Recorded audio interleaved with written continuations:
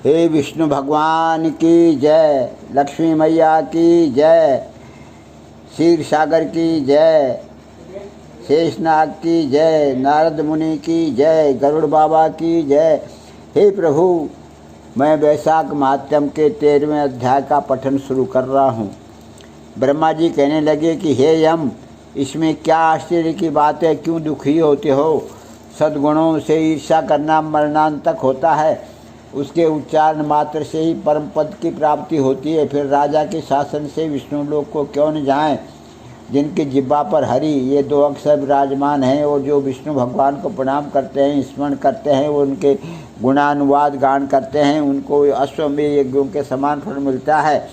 संपूर्ण पाप दूर हो जाते हैं। भगवान प्रसन्न होने से विष्णु लोक प्राप्त कर सायुज्यता प्राप्त करते हैं। यज्ञ करने वाले, कुरुक्षेत्र या सरस्वती में स्नान करने वालों को तो फिर से जन्म लेना पड़ता है, परंतु वैशाख मास में जो माधव भगवान के धर्म का पालन करता है, उन पर विष्णु भगवान प्रसन्न होकर सदा उसकी सहायता करते हैं। हे सौरे, उस राजा का प्रभाव मेरे वश में नहीं है, क्योंकि वासुदेव भगवान के भक्तों का अशुभ कहीं नहीं होता।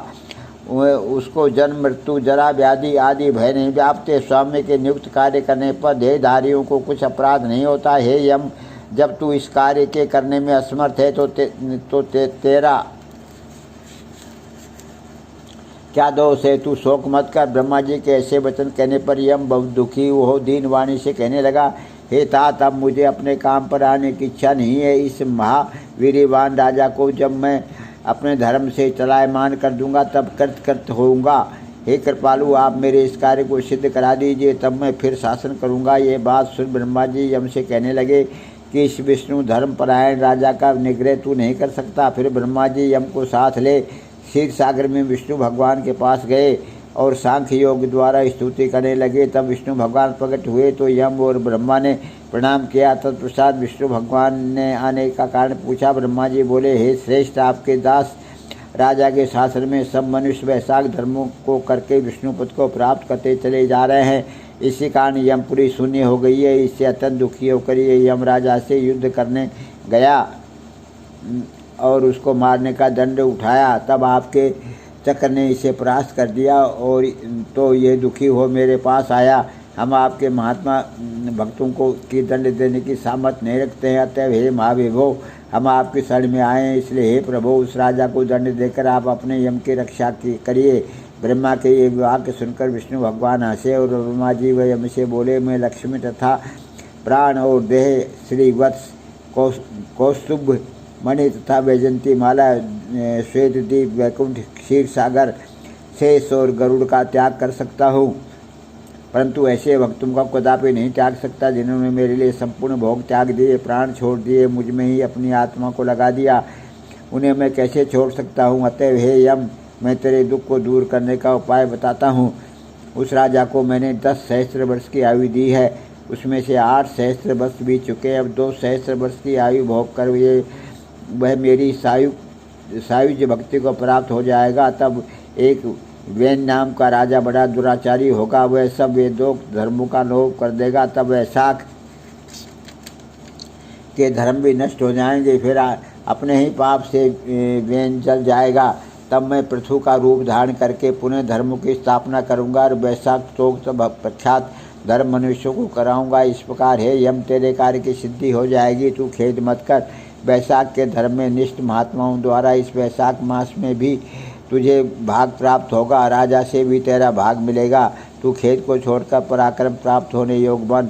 जो मनुष्य पृथ्वी में तेरे उद्देश्य से प्रतिदिन स्नान, अर्ध, जल, कुंभ, दही, अन्नादि का दान नहीं करेंगे, उनके किए हुए सब कर्म निष्फल हो जाएंगे।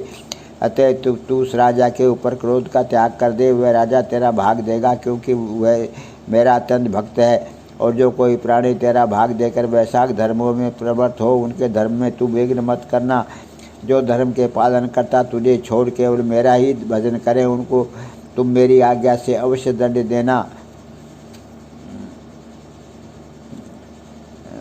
देना। उस राजा से तुम्हें भाग दिलाने के लिए मैं अभी सुनंद को भेजता हूँ, वह वहाँ जाकर तुम्हें भाग दिलाएगा। तब भगवान के यम के सामने ही राजा को समझाने के लिए सुनंद को भेज दिया।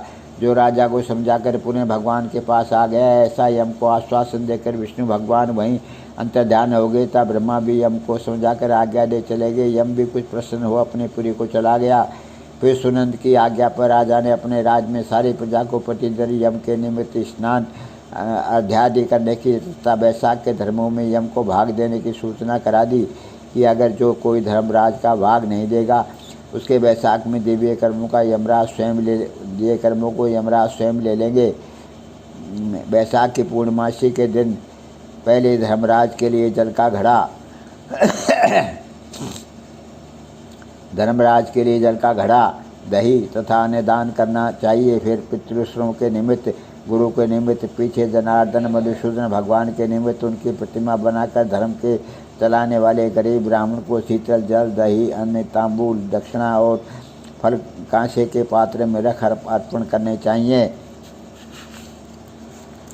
और राजा स्वयं भी ऐसा ही करने लगा। तत्पश्चात राजा अपने शेष आयु को पूरी करे यथेष्ट भोग पुत्र पौत्रादि समेत बैकुंठ को चला गया।